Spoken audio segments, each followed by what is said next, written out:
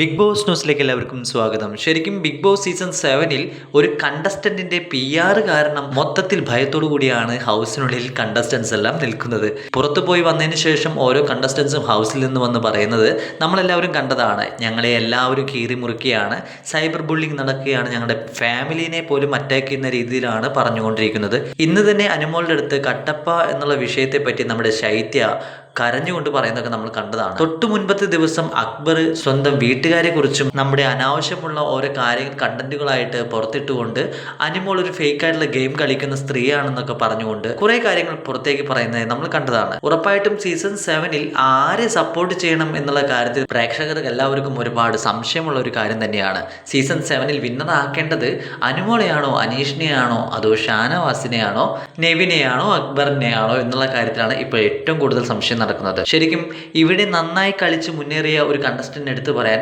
എല്ലാവർക്കും ഒരു സംശയമുള്ള രീതിയിലാണ് PR വർക്ക് നടക്കുന്നത്. പുറത്ത് കാണുമ്പോൾ അനുമോളാണ് ഏറ്റവും ടോപ്പിൽ നിൽക്കുന്നത്, ഒപ്പം അനീഷും. എന്നാൽ ഇതിനേക്കാൾ നന്നായി കളിച്ച ഒരു കണ്ടസ്റ്റന്റ് ആണ് നെവിനും അതേപോലെ തന്നെ അക്ബറുമാണ് കുറച്ചും കൂടെ ബെറ്റർ ആയിട്ട് കളിച്ചിരിക്കുന്നത്.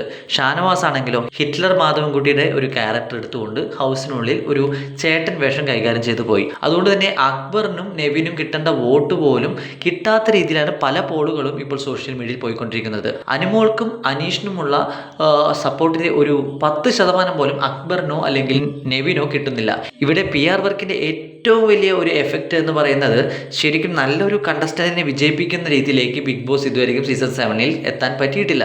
പ്രേക്ഷകർക്ക് പൂർണ്ണമായിട്ടും ഇതിൽ പരാജയപ്പെടുന്ന ലെവലിലേക്കാണ് കാര്യങ്ങൾ പോയിക്കൊണ്ടിരിക്കുന്നത്. സീസൺ 4-ന്റെയും സീസൺ 5-ന്റെയും സീസൺ 6-ന്റെയും വരെ കാര്യങ്ങൾ എടുത്ത് നോക്കി കഴിഞ്ഞാൽ അവിടെ നെഗറ്റീവായിട്ടുള്ള ഒരു കണ്ടസ്റ്റന്റിനെ ഒരിക്കലും പ്രേക്ഷകർക്ക് സപ്പോർട്ട് ചെയ്ത് വിജയിപ്പിക്കേണ്ട സിറ്റുവേഷൻ വന്നിട്ടില്ല.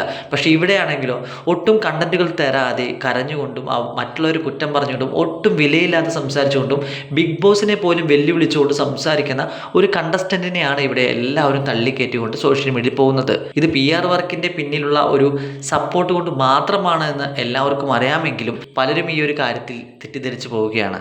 ഉറപ്പായിട്ടും അനുമോൾക്ക് കപ്പ് കൊടുക്കുന്നതിനേക്കാൾ കുറച്ചും കൂടെ ബെറ്റർ അനീഷിന് കൊടുക്കുന്നത് തന്നെയാണ്. അനീഷ് ഒരു നല്ല ഗെയിമറാണോ എന്ന് ചോദിച്ചു കഴിഞ്ഞാൽ ഒരിക്കലുമല്ല.